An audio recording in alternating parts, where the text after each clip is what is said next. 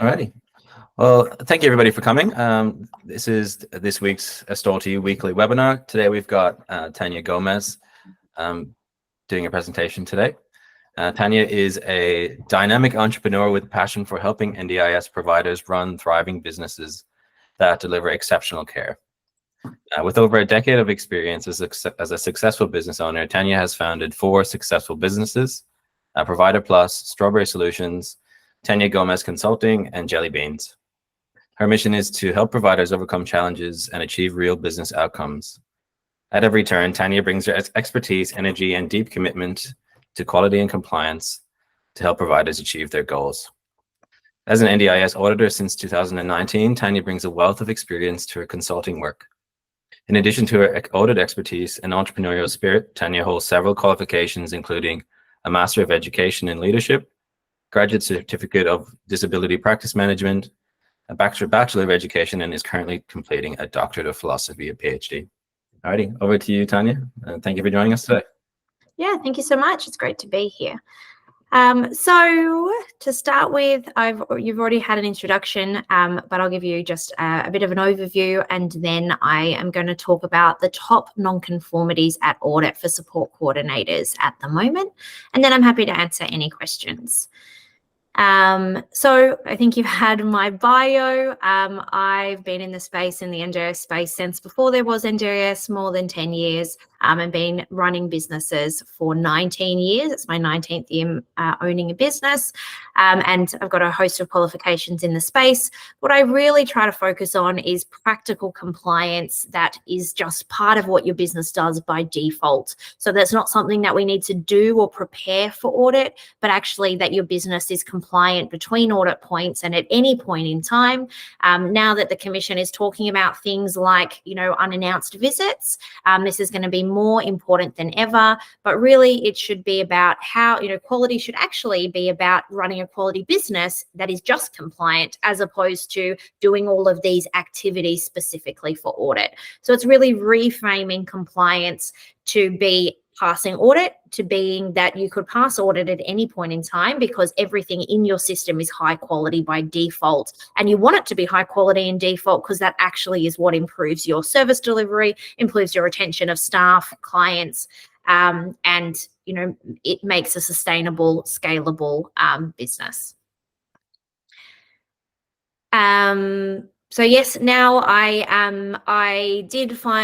was the founder of Provider Plus in 2016. I registered 8,000 providers, or 53% of the market. And about 18 months ago, I left Provider Plus. I sold my shares to my business partner and moved out into my new business called Tania Gomez Consulting.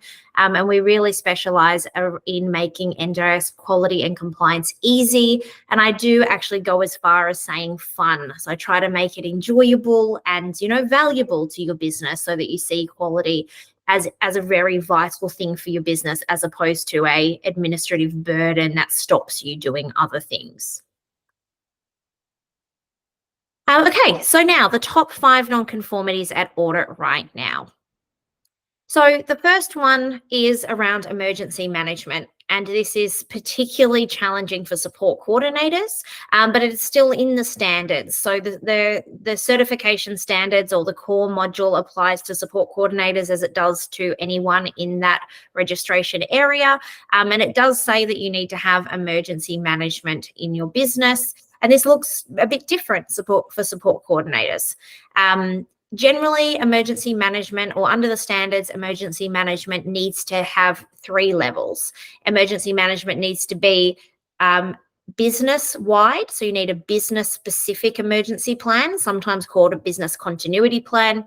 You need to have a site-specific plan, and then a participant-specific plan.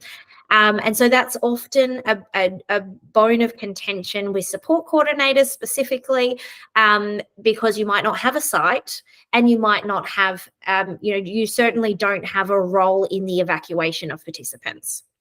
As a result of those 2 things, generally support coordinators then feel that the whole standard isn't applicable to them and find it hard to translate to the role of a support coordinator.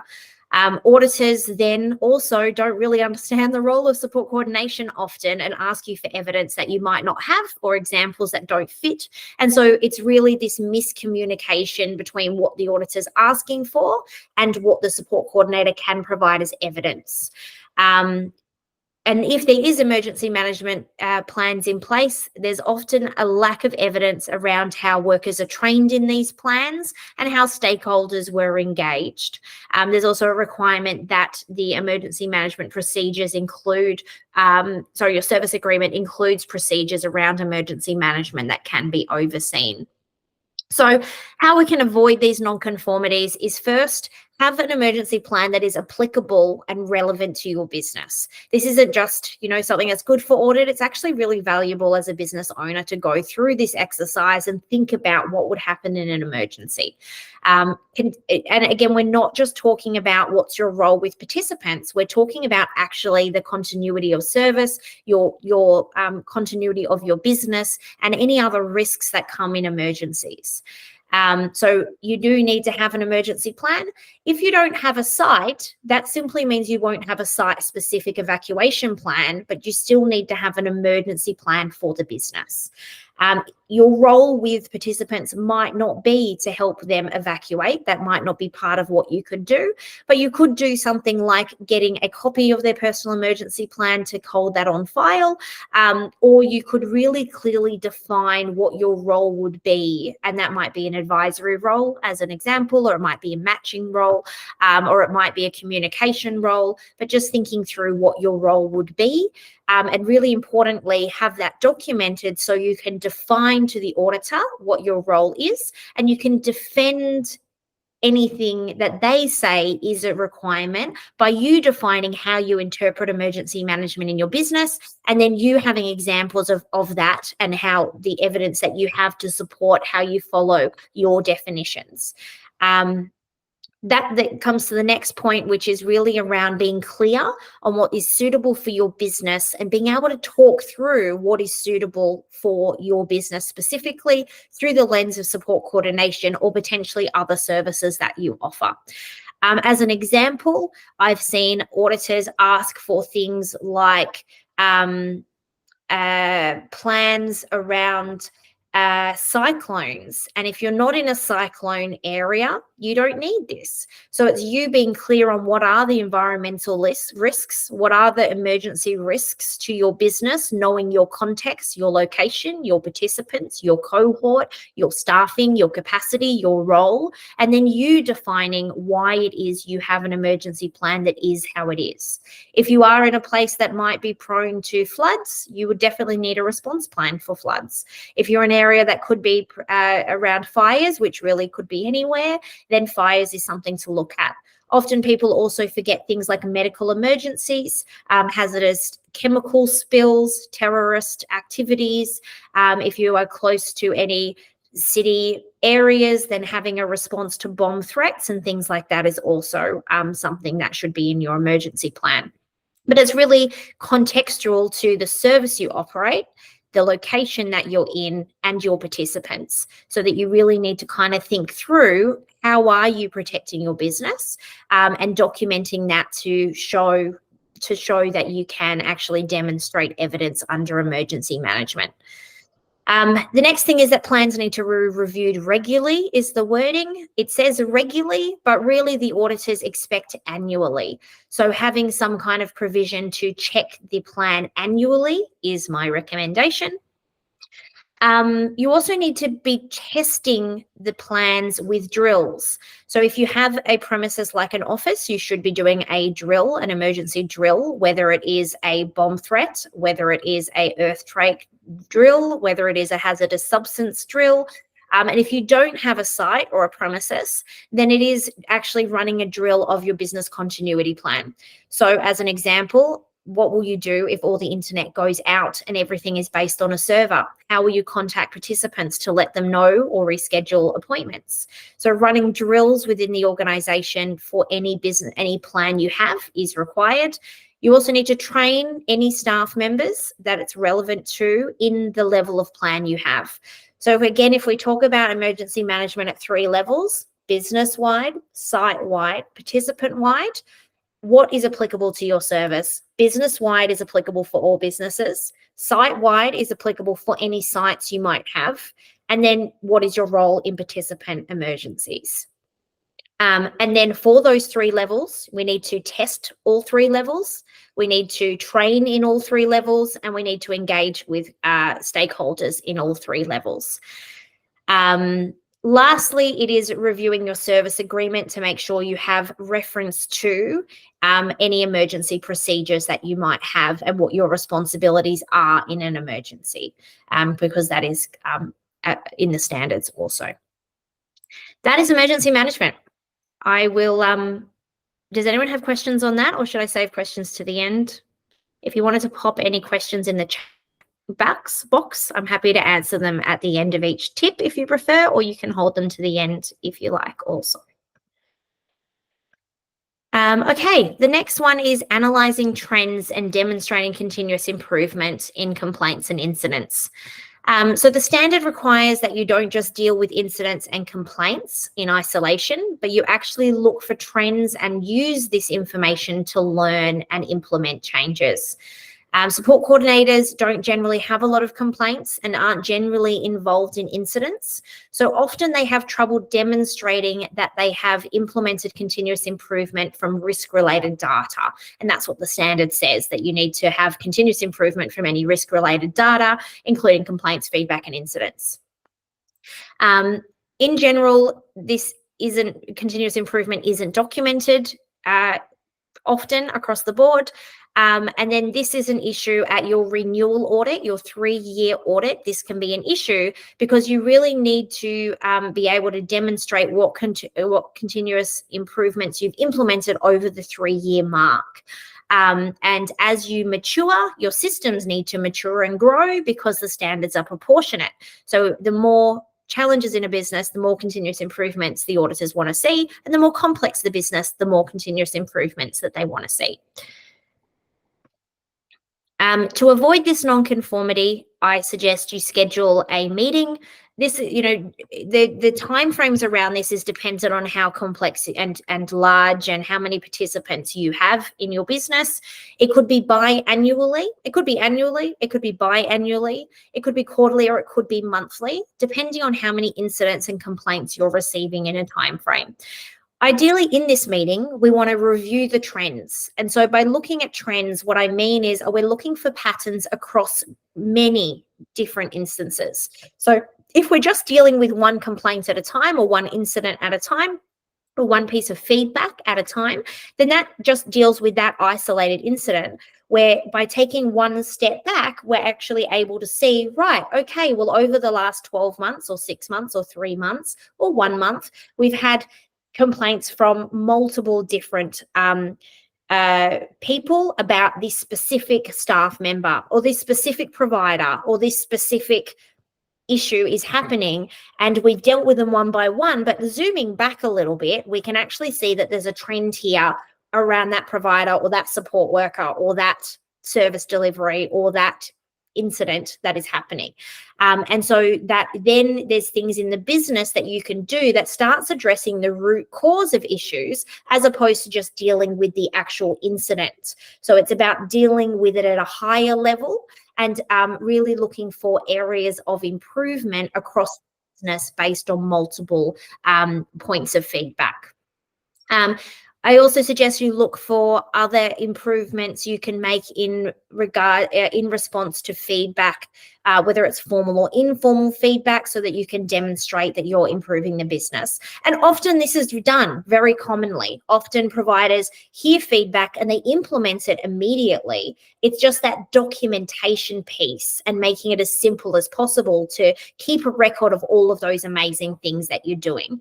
That could be, when I used to run different businesses, we created a really simple form. You might be able to do this electronically these days, but I had a form called an action request form. And at every meeting when my staff said, oh, this person gave this feedback, and we went into problem solving mode and we said, okay, great. Well, in response to that, we're going to do this action. I would hand out continuous improvement or corrective action forms, and we would just fill out, this is the issue, this is what we're doing about it, this is the result. They would all go to the receptionist, and at the end of the month, she would enter all of those into a register so that we could keep track on all of the improvements that we were making. So these days, you could do something a lot more techie. Maybe there's something built into Astalty that you could do here to capture these type of improvements. But there's surely many simple ways to capture all of the wonderful things you're doing as continuous improvement. And a continuous improvement can be anything. It could be a new system. It could be changing a workflow. It could be hiring a new staff member. It could be splitting out roles. It could be buying new documents. It could be setting up new processes. All of those things are continuous improvement in a business. It's just how do we capture these things and report on these things as easy as possible to remove any administrative burden, and also capturing the evidence of the wonderful things that you're doing each and every day. Any questions for me on continuous improvement? There you go. So a form functionality is coming soon within Astalty. So there you go. Emma asked a question around, do you have a sample of a participant's emergency plan? I have one in place that's which is quite in depth, and I'm concerned it's too over the top. Yeah, so I do. If you want to email me, I'll put my email in the chat box and I can send you a copy of a personal evacuation plan. For me, a personal evacuation plan has to be 1 page or less. And if you think about the purpose of this, often in an emergency, it won't be a support worker or a support coordinator evacuating someone. It's most likely going to be a first responder, the SES, the fire brigade, the police service, or somebody else in that. It's not actually going to be you. So a personal evacuation plan should be 1 page that simply says, this is how we're going to evacuate. And here's the details on participant A. So Tanya is the participant in this house. Tanya has ASD level 3, doesn't like loud noises. In the event of an evacuation, please don't touch her shoulder. Or it could be that Barbara has a colostomy bag, so don't throw Barbara over your shoulder to evacuate her. It should be those really simple things that the first responders need to know about evacuating this participant. Because yeah, that's what they're for. In an SDA premises and in units, as an example, my suggestion is that you keep personal emergency plans in the fire panel downstairs. So the first place a first responder goes in the event of an emergency in an apartment is to the fire panel. So we keep them in the fire panel with a photo of the participant so they can easily know there's 3 people on level 5 in a wheelchair who are going to need special equipment to evacuate them. And this is a little bit about them to make that evacuation easier. Okay, I will move on now to number 3, which is opportunities for people with disability to contribute to the governance. So this standard is the first standard under governance, and governance is an element that is audited at all audits. It's audited at your first initial audit. It's the only thing audited at your midterm audit, and it's also audited again at your renewal audit. So governance is a big deal, and it is the focus of audits because it's around how we run the business and the robust structures that we have in place to make sure the business is strong to continue, because the business is the one registered and the business is the one receiving government money. So the business needs to be strong in its own right. And the first standard inside governance says that we need to be providing opportunities for people with disability to contribute to the governance, including organizational and operational policies and procedures. So when I audit this standard, I actually audit it last in governance, because when I audit it first, it throws everybody off and they don't usually do it, and it causes a lot of distress. So I do it last because the other standards are a little bit simpler. But many people haven't thought through this standard and how to actually involve people with disability.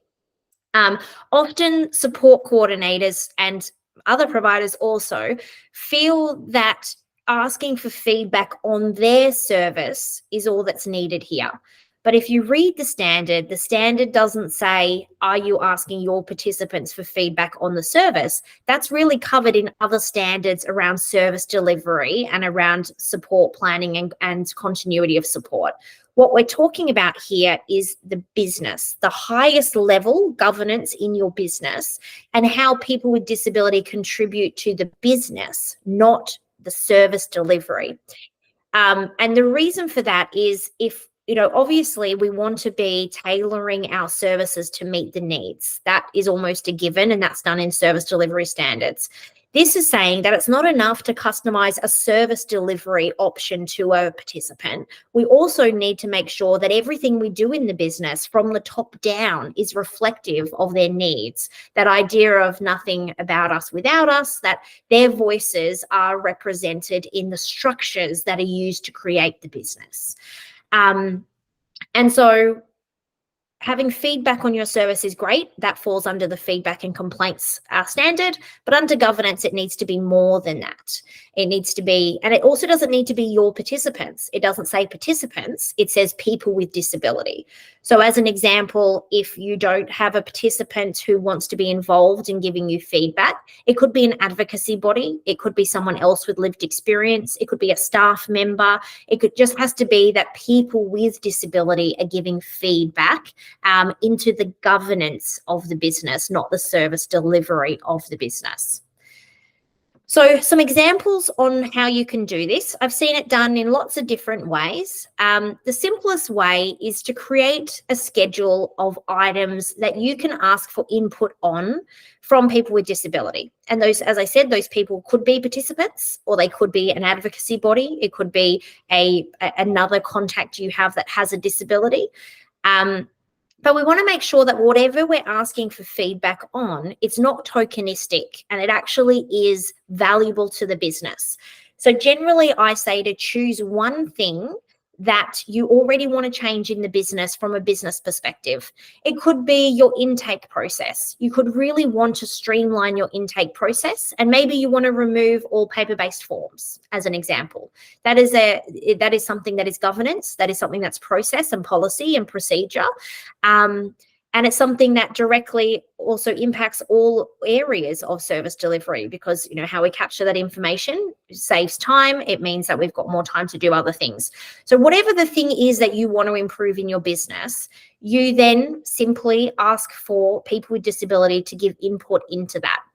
Now, how you ask the questions, you could do that in a focus group. You could do that one-on-one with a specific participant. But generally, I would start by sending out an email to all people with disability that you have in your network and inviting them to give feedback. You could ask for feedback in a survey. You could ask for feedback one-on-one in a meeting. You could have a focus group. Some of my clients have pizza nights where they invite participants in for pizza. And then while they're having pizza with them, they ask them a few questions on the welcome pack. It could be that simple. But make sure that the questions you ask are really targeted, because if you ask 10 people for feedback, you're likely to get 10 different pieces of feedback. So you want to make sure that you're asking it in a way that actually you can then action it. So instead of saying, what would you change? Maybe you can be very targeted in your response and ask something like, we are going to be moving to paperless forms.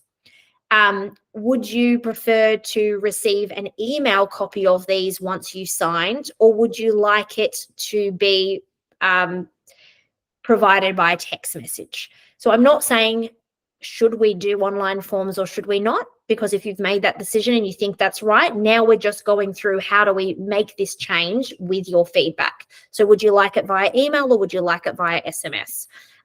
Would you, if you don't have access to email, would you be happy for us to print you a copy when you visit the office the next time?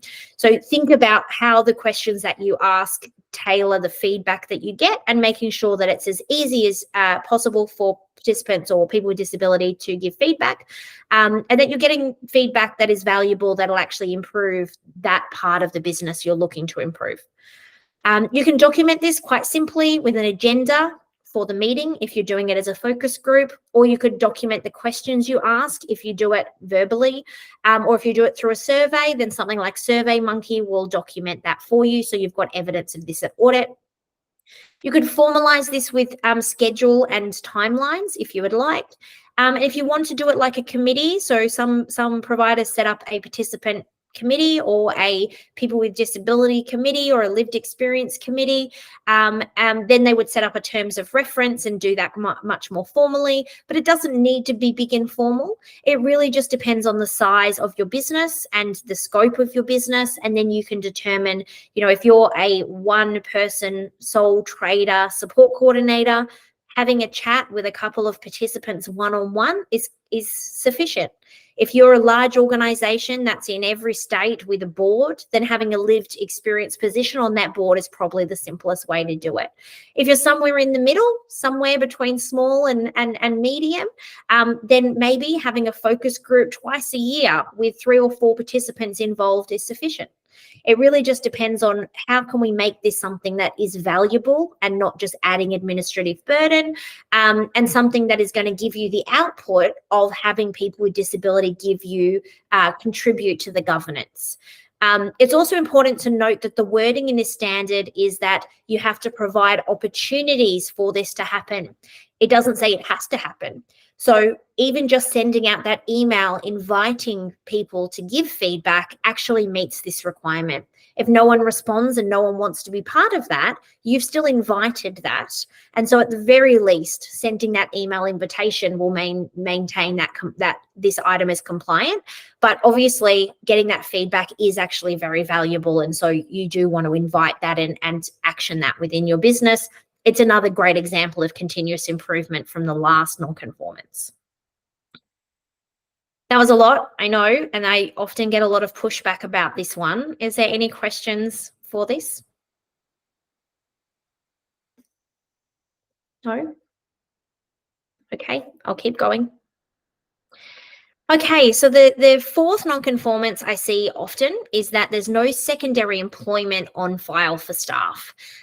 So the standards do require that all secondary employment be on file, even if it's not related to the NDIS. So if someone is a hairdresser on the weekends, that still needs to be recorded. This is a layover from COVID. And so it's in there specifically for people who might have worked at a restaurant and then brought those germs into a disability service, but it hasn't been removed from the standards, even though COVID is kind of not really something we think about a lot anymore, but it's still in the standards. The auditors are still having to write an assessment against that standard, so you still need to capture secondary employment somewhere. To avoid this non-conformance, simply create a secondary employment register or a form. Have a form on induction to capture this information. You don't have to create a separate form. Try not to create a separate document for everything. Just add one question to something they already fill out. If they're already filling out a interview form or interview questions, just have one extra question that says, do you have any secondary employment? If they say yes, just ask for the name and capture that somewhere. I also suggest sending out a survey, an email or a document every 12 months to everyone, just saying, hey guys, it's the 1st of July or the 1st of February, whenever you want to make it. Please declare any secondary employment that you have at the moment, and just do that annually to keep those records up to date so that you can show that you have those records up to date at any time. And you could have a process in your HR system or whatever other system you use that if they do change that, similar to a conflict of interest, that they can just declare any secondary employment outside of that cycle as well. And that just makes sure that you have a system end to end for capturing it on induction, for asking ongoing, and then them to declare it if it occurs outside of those timeframes, and that's a very robust process. Suzanne said, we held regional coffee and chat sessions providing opportunity for input into governance. Yeah, great. That's a great idea. Yep. So just document all of that and show what you've done about that and how you've implemented that. And that's a really great example of opportunities to provide input.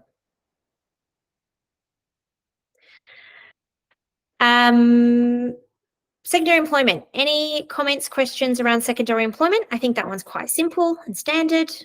Tania, sorry, Pam here. I had one in regards to that. So if you're an independent support coordinator and you've got independent support workers working for you, do you need to have that for their secondary employment or not? Yes. Yes. So the NDIS Commission doesn't differentiate between employment statuses. Everyone is a worker. So all workers, whether that's volunteered, paid, independent, contractor, full-time, part-time, all of those different employment relationships, you're required to have secondary employment for all of those under the standards. So sorry, I just want to be clear. So even though I'm not paying the independent support workers and they're not contracted under me or anything, they've just got their own business separate from me. I'm just asking this because I was pulled up on this on my audit. Yeah. Do you keep their records of other things for them? Do you keep records of their worker screening checks, of anything else? Well, that's another discussion that I had with my auditor as to whether I needed to have those or not, because I'm having discussions with two different people. One saying, no, I don't need to know that because it's their business, so they should be having that, making sure that's in place. It's not up to me to have it in place, not up to me to make sure they've got it in place, but from my own professional standpoint, I want to make sure that the client's protected and so is the independent support worker, so that if anything was to happen, the insurances and proper checks are in place. So I do like to have that information, but I've been told I don't necessarily need it. Yeah. The definition in the standards is that a worker is any of those, even, so it's really debating. What you'd need to do is define specifically what your relationship with those independent support workers. And if there is no way that they could be seen as your workers, then those requirements aren't required. Those requirements aren't needed. But you're going to have to clearly articulate what the relationship is then, and how the two of you work together, and what your role is and their role is, and what separation is there. It would be you would need to define that, because an auditor could, if you're keeping all those other pieces of information, but you're not keeping some of them, then their question would be, well, how come you're seeing them as a worker at some of these times, but not other of these instances? And so it's a little bit contradictory. And I think, again, it's a very gray area. So any area that is gray in the standards, you want to be really firm on your position and why you think it is you do or don't need those things, and then have evidence to support you.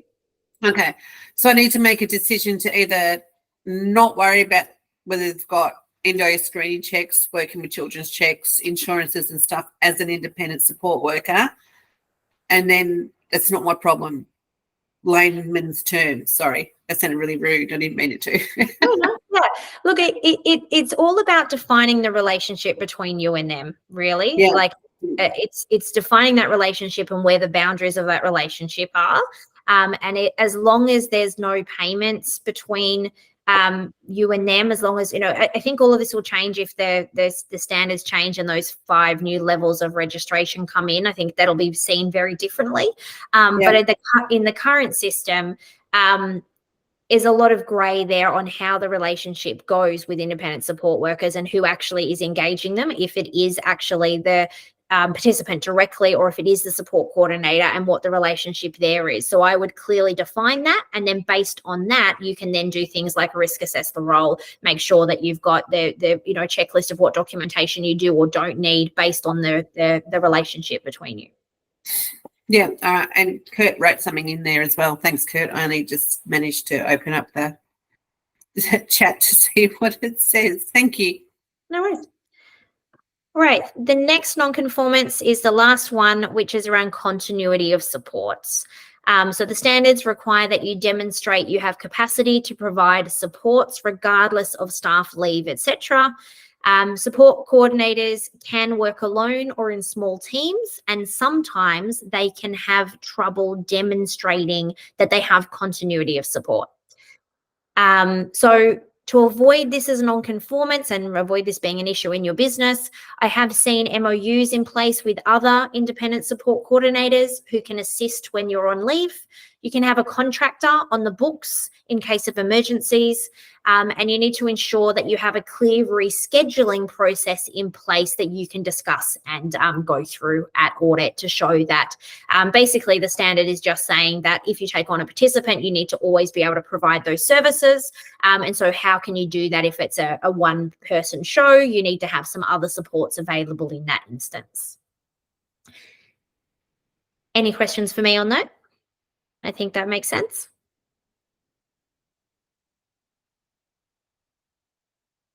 Okay. Okay, so now I'm going to talk about setting up a strong foundation of success of compliance so that these things kind of happen by default. So to set up a strong foundation and avoid all of those non-conformities, we need to make compliance simple and something that's done a little bit each day. To do that, I suggest you work out an annual quality schedule or an internal audit schedule, which is already required under the standards. And you break this into priorities for the quarter, and then you can break that down to months or weeks. You can either align this to your audit cycle if you're registered, or you can align it to a calendar year or financial year if you're not registered. So I think I have an example of that. Yeah, so here's a rough example of what an internal audit schedule could look like. It could be that we're going to look at staff file reviews each quarter, participant file reviews each quarter. We're going to look at complaints, incidents, and reports each quarter at a trend level. We're going to look at our policies biannually, and we're going to look at emergency management plans and procedures biannually as an example. So once you've kind of worked out what your schedule is going to be, then we just want to break that down across the year. So we just say, okay, we're going to do staff file reviews quarterly. So that's going to happen in January, April, and July. We're then going to do participant file reviews. Maybe that's February, May, and August. We're then going to do complaints twice a year in March and July, etc. So that you're just making it really simple, that this is just something that gets locked in the calendar and actually gets actioned. The important part of this is that you're actually diarising it and actually making it happen. I know in my life, if something's not in my calendar, in my diary, it simply doesn't happen. And so it's like taking that extra step. I also like to invite somebody else. You know, it's the reason I never go to the gym by myself. I would never get there if it was just me, right? Same with audit and compliance. It's not something you jump out of bed in the morning wanting to do. You don't say, fantastic, I'm going to do an internal audit of my complaints today, right? We don't expect you to love it that much. But if you invite somebody else, then they will also hold you accountable. So you can invite someone like me, or you can invite somebody in your team. You could say, okay, I've got 3 internal audits to do, 3 tasks this quarter. You've got 3. Let's invite each other. And so that you're going to hold me account to actually do this together. When you're doing it, I suggest you create a document that can be either a simple checklist, or you can have a meeting minutes and a meeting agenda document so that you're also capturing evidence of this actually being completed. I have a free internal audit kit on my website that has templates for all of these things. You can go there and download that for free. It's got an internal audit plan, a schedule, meeting minutes, agendas, all of those types of things to make internal audits part of what you do, hopefully by default. Then ideally we want to add all of those amazing things that we've identified and we're going to improve. We want to then close that out by adding them to our continuous improvement register. So it can be simple like this. I use a spreadsheet. I use a spreadsheet with 100 different tabs so that all of my quality items are inside one spreadsheet. There might be a much more sophisticated way of doing this in Astalty, but currently, even if it's a spreadsheet, at least it's being captured somewhere.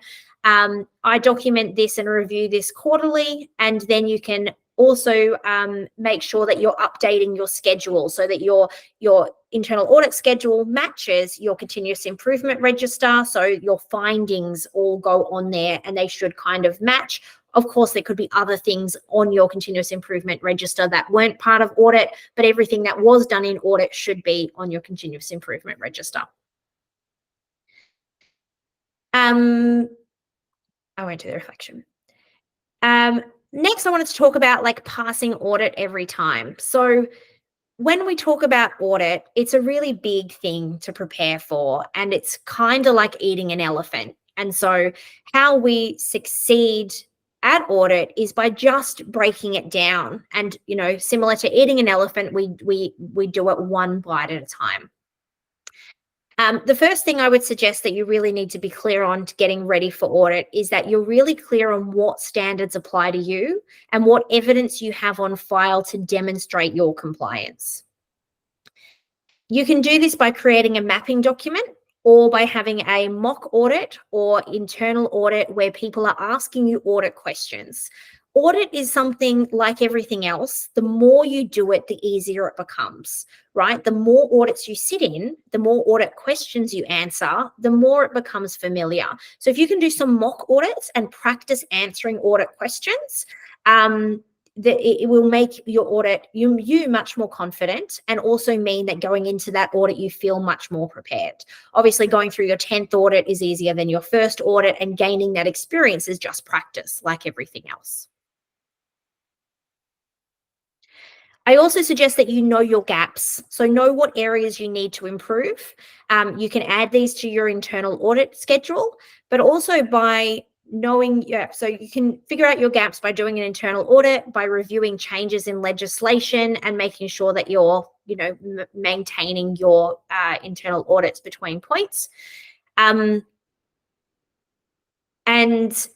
a really key part of audit is actually being in the driver's seat. So when I say that, it is you need to run this process, because the auditor in the audit doesn't care if you pass this or not. It has nothing to do with them if you pass or not. They're not your friend. They're not your consultant. They're not there to give you advice or suggestions. They are there to assess you against the standards and to look at the evidence you provide. That's simply their job. If you then take it as your job in an audit, your job in an audit is to pass the audit, right? It's to be as organized and prepared as possible so that you can spoon feed the auditor everything they need so that they have what they need to put a tick in that box rather than a cross.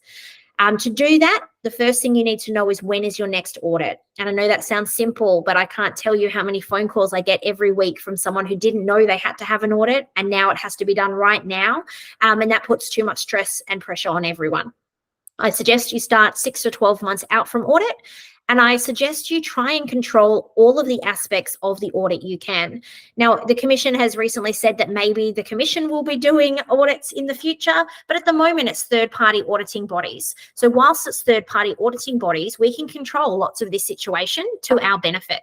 We can choose who the auditing body is, and to some degree, which auditor. And that actually has a remarkable impact on the result of the audit.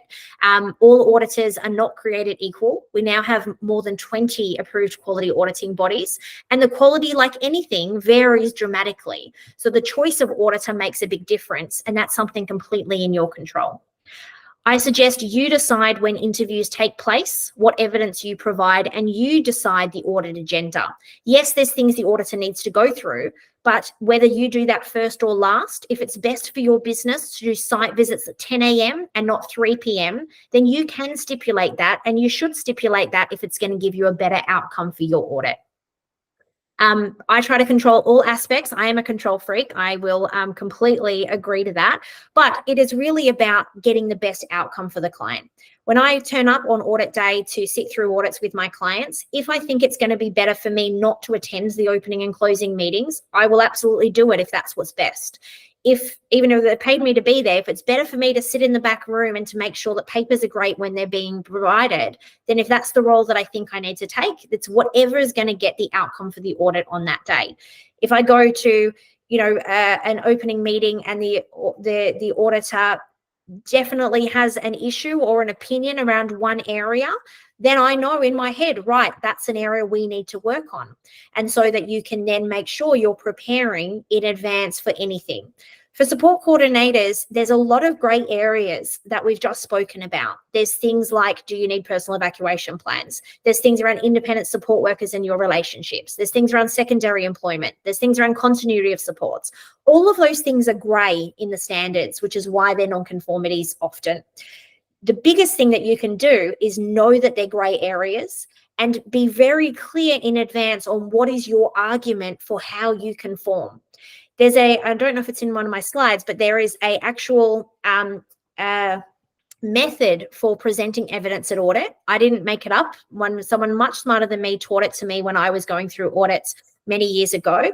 And it's called define and defend. You define how you meet the standards and you defend it with evidence. And you can define and defend any grey areas and to your advantage and make sure that you know it. And then the auditor can't actually give you a non-conformance if you've defined it and defended it with evidence appropriately. And it's a grey area. You can't actually fail in that instance. The auditor can't argue with you if you've used that method. And so it's about knowing what areas you need to define and defend and where those grey areas are and having that evidence ready to go and controlling that audit process.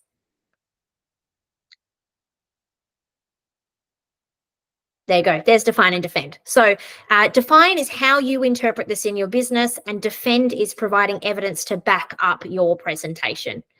To define and defend, you need to know your audit evidence. You need to know how it maps to the standards. You need to know what standard the auditor is assessing at that minute. And you need to be ready to define how you've interpreted this standard and show evidence. So a quick example around this is I was in an audit recently and the auditor was 100% sure that they needed to see all vaccination certificates for all staff for every type of vaccination, flu, influenza, diphtheria. They were absolutely sure that was the requirement. Of course, it's not in the standards, right? It might be in a piece of other legislation outside of the NGOs practice standards, but their scope at this audit is the NGOs practice standards unless there's another legislation referenced. And so they started on, well, there's a major non-conformance, you don't have this. So we had already decided or identified that this was an area inside the business that this provider didn't do. And specifically, they actually had deleted all of their vaccination certificates because there was a fair work ruling, and they actually were a HR, they had an HR company. And so they were very aware of the HR requirements under a fair work ruling. And so we had a package all ready to go. We had defined that the fair work ruling around not keeping that on file overruled any grey areas in the NGS that might have insinuated or nudged or hinted at needing this. And so we had a package ready to go. We had a document, we had a position statement, we had the evidence, we had the fair work ruling, and we had implementation of what they did instead to keep people safe around COVID. So all of that together, when the auditor started around this is a major non-conformance, it wasn't even me having to do it. The client was able to simply say, well, actually, how we've defined keeping records of vaccination in our business, here is our position statement that simply says we view them and don't store them. This is how we record the information in a way that's consistent with the Fair Work ruling. This is our policy, our procedure, and here is evidence of our staff files of how we do that. And the auditor had to be quiet and we moved on to the next item. So that's a really good example. The other examples is 100 points of ID. The certification standards don't say anywhere you need 100 points of ID. The verification standards do. So there's a question mark. Does that apply to certified? Do we need 100 points of ID? I've had many clients who their process is because of data breach rules and privacy rules, they won't store 100 points of ID. So what's more important, verification standards that might not apply to you, or Privacy Act that applies to every single business that they take very seriously in this provider? They decided that privacy rules win. So simply when that was raised, they had a process again. Here's our policy, here's our process, here's our evidence, this is what we do instead. And again, the auditor needs to move on because they've defined it and they've defended it and they have an argument and they've understood the risk to their business and they've minimized those risks in other ways. So define and defend is something that you should definitely practice and learn and think about the grey areas in your business. So you can do define and defend by basically practicing. When I do mock audits with people, I simply open the standards up on the screen and I simply add in front of every standard, how can I demonstrate X? So how can I demonstrate that opportunities are given to people with disability to contribute to the governance? How can I demonstrate that there is a support plan in place? You know, all of those type of standards, just add how can I demonstrate and practice your answer, thinking about defining and defending. Okay, there's a whole lot of free resources up on my website. We've actually done 5 seasons of the Profitable NDIS Provider podcast. We've done 53 episodes. That's all free there for you to download. I also have a podcast series called Innovate for Impact, which is around the trailblazers in the NDIS space that you're able to access. I also have a series called SDA Mastery for anyone interested into going to SDA. And every Friday, I answer a question live on socials. I also have the internal audit kit that's free to download off the website. And I think that's it. If all of this sounds too hard, I do help. I have a number of services that you can access, such as 10 hours of my time for asking tricky questions. I do internal audits, audit coaching. I have retainer ongoing support services, as well as consultation and business advisory. If you want my contact details, they're there. It's very simple. Tania at Tania Gomez. My website is the same, and you can see me on all of the socials. Any questions for me? Well, thank you so much for that, Tania. For everyone in the call, we will, and anyone who's watching the recording, we will be popping all that information within the school description. So if you'd like to utilize any of these resources that Tania has offered, you can access them there. Perfect. Great. Thank you, everyone. Thanks for joining in today. I'm glad. Oh, well, good luck, Suzanne. Good luck in your audit in 3 weeks' time. If you need any help, reach out, but I'm sure you will be just fine. Thanks, Emma. It was great to be here today. And thank you to Astalty for having me. I just learned yesterday, actually, that Astalty stands for a solution that actually listens to you. Yeah. Yeah, I just learned that yesterday after all these years. I'm amazed. It's great, isn't it? Yeah. Great. Awesome. All right. Thank you very much for coming. We really appreciate it. And hopefully we'll see you next week as well. Yeah. Thanks, guys. See you guys later. Bye. Tania.